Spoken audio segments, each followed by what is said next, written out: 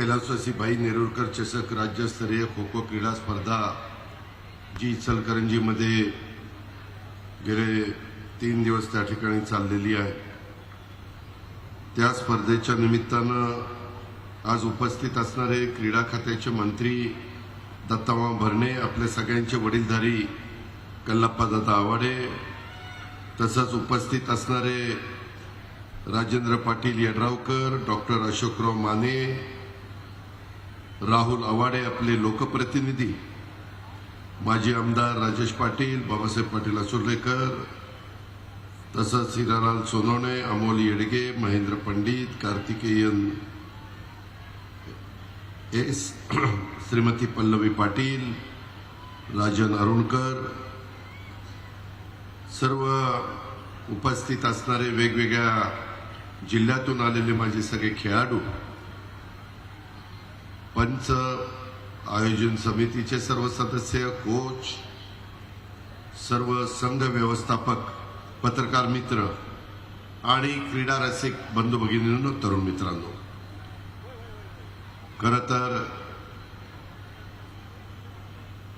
राजर्षी शाहू महाराजांनी घडवलेल्या एक ऐतिहासिक आध्यात्मिक सामाजिक सुधारणांच्या कोल्हापूरच्या मातीमध्ये इचलकरंजीच्या परिसरात कैलासवासी भाई नेरुरकर चषक राज्यस्तरीय खो खो क्रीडा स्पर्धा मोठ्या उत्साहात पार पडलेली आहे।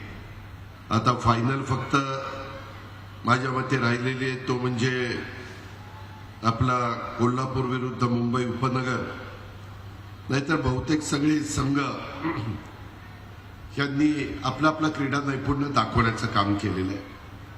मी सुरुवातीलाच काही भाई नेरुरकर चषक राज्यस्तरीय खो खो क्रीडा स्पर्धेमध्ये विजेत्या संघाचं, त्यामध्ये आता या मुंबई उपनगर आणि कोल्हापूरमध्ये जो विजयी संघ होईल त्यांचंही, खेळाडूंच्या प्रशिक्षकांचं मी मनापासून अभिनंदन करतो।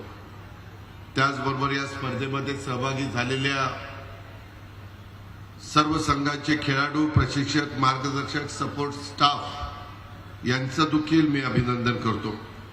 खरं तर मित्रांनो, स्पर्धा म्हटली की हार जीत हे होत असतं।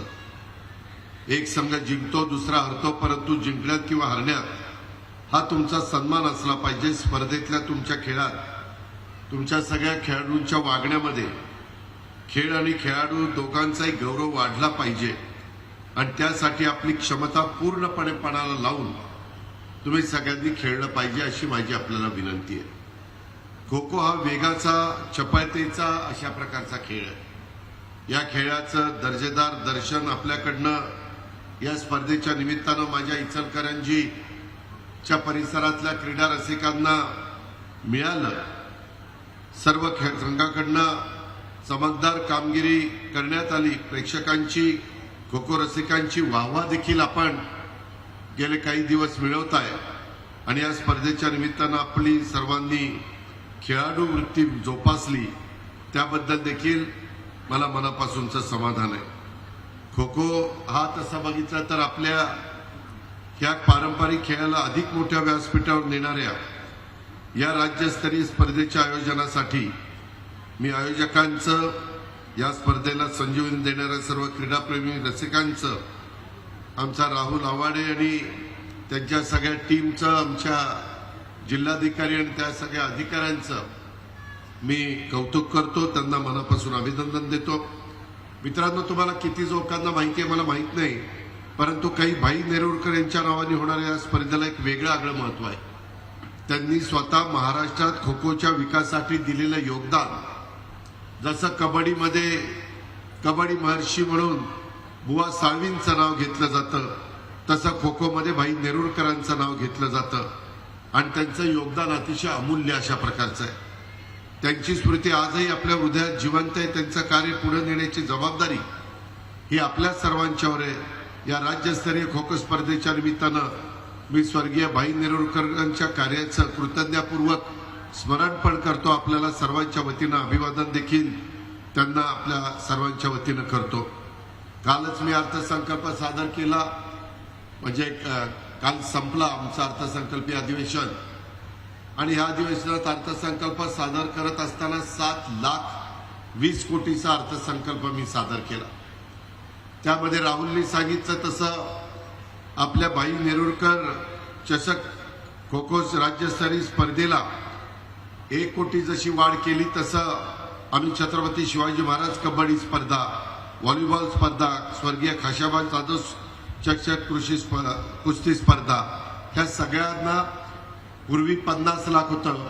सुरुवात झाली तेव्हा 25 लाख, नंतर मीच 50 लाख केलं, नंतर मलाच 75 लाखाची संधी मिळाली आणि आता मी 1 कोटी रुपये ह्या सगळ्या बक्षिसाच्या रक्कमा आणि एकंदरीत ह्याच्याकरता केलेलं आहे. मला या निमित्तानं स्टेजवर बसणारे आमची वैष्णवी पवार आज इथं उपस्थित आहे. ती इचलकरंजीमधनं 2025च्या जानेवारीमध्ये भारताने जिंकलेल्या संघातील सर्वात लहान वयाची खेळाडू होती आणि स्पर्धेच्या वेळीच तिचं वय फक्त 17 वर्ष होतं. तिचं मी विशेष कौतुक करेन. आत्ताच मला राहुल सांगत होता की दादा तिचं अभिनंदन करायचंय. म्हणलं पहिल्यांदा मला क्रीडा रसिकांना सांगू द्या की यावर्षी सुरुवातीलाच नवी दिल्लीत झालेल्या पहिल्या जागतिक अजिंक्यपद खो खो स्पर्धेत भारताच्या पुरुष आणि महिला संघात आपला लौकिकाला साजेसा खेळ केला आणि विजेतेपद जिंकलं. आम्ही सभागृहात स्वतः राज्याचे मुख्यमंत्री देवेंद्र फडणवीस साहेबांनी तमाम आमच्या विधिमंडळाच्या वतीनं महाराष्ट्रातल्या 13 कोटी जनतेच्या वतीनं यांचं सगळ्यांचं अभिनंदन केलेलं आहे. आपल्या सर्वांच्यासाठी ही अत्यंत अभिमानाची आणि आनंदाची बाब आहे आणि त्याच्यात आपल्या इचलकरंजीची वैष्णवी हिनंही त्या ठिकाणी स्वतःच्या इचलकरंजीचं, महाराष्ट्राचं आणि भारताचं नाव लौकिक वाढवण्याचं काम केलं. मला सांगायचं तात्पर्य असं आहे, आपल्या इथल्या मुलांना मुलींना सुविधा मिळाल्या, इन्फ्रास्ट्रक्चर दिलं तर ते अतिशय चांगलं यश मिळू शकतात. मगाशी बोलत असताना राहुलनी सांगितलं की क्रीडा संकुलनाच्या करता आमच्याकडे 12 एकर जागा आहे. आज तुमची महानगरपालिका झालेली, जरी हात करंगले ह्या तालुक्यामध्ये इचलकरंजी मोडत असलं तरी तालुक्याच्या शहराच्या ठिकाणापेक्षा आपली इचलकरंजीची लोकसंख्या जास्त आहे आणि तिथं क्रीडा संकुल असलं पाहिजे. राज्याचा अर्थमंत्री म्हणून, राज्याचा नियोजन मंत्री म्हणून आणि क्रीडा मंत्र्यांच्या साक्षीनं मी इथं तुमचं क्रीडा संकुल निश्चितपणे मंजूर करून देईन अशा प्रकारचा विश्वास मी माझ्या इचलकरंजीकरांना या निमित्तानं देतो. आणि एकंदरीतच यामध्ये जे काही यश भारताच्या पुरुष संघाचं नेतृत्व दिल्लीला पुण्याचा प्रतीक वाईकर करत होता, याने महिला संघाचं नेतृत्व केलं. बीड जिल्ह्याची प्रियंका इंगळे ही देखील हिनं त्या ठिकाणी महिला संघाचं नेतृत्व केलं. म्हणजे देशाच्या संघाचं नेतृत्व एक पुण्याचा प्रतीक वाईकर करत होता आणि दुसरी बीडची आमची प्रियंका इंगळे करत होती. आणि सुदैवाने दत्ताभाऊ भरणे या दोन्ही जिल्ह्याचा मी पालकमंत्री. योग जळून आलाय तसं आता वाशिमचं, तू हिंगोलीचा आहे का? वाशिमला पण तसंच काहीतरी करा. गमतीचा भाग जाऊ द्या, परंतु खो खोचं विश्वपद जिंकणं हे संपूर्ण भारताला आनंद देणारी अशा प्रकारची गोष्ट असली तरी आपल्या महाराष्ट्रातल्या खेळाडूंचा या विजयामध्ये फार महत्वाचा वाटा आहे आणि आपल्या दृष्टीने ही अतिशय अभिमानाची गोष्ट आहे. खूप काही गोष्टी सांगण्यासारख्या आहेत, परंतु मला माहिती आहे आपण सगळेजण शेवटचा सामना बघण्याच्या करता ताटकळत बसलेला आहे. त्याच्यामुळे मी जास्त वेळ आपला घेत नाही.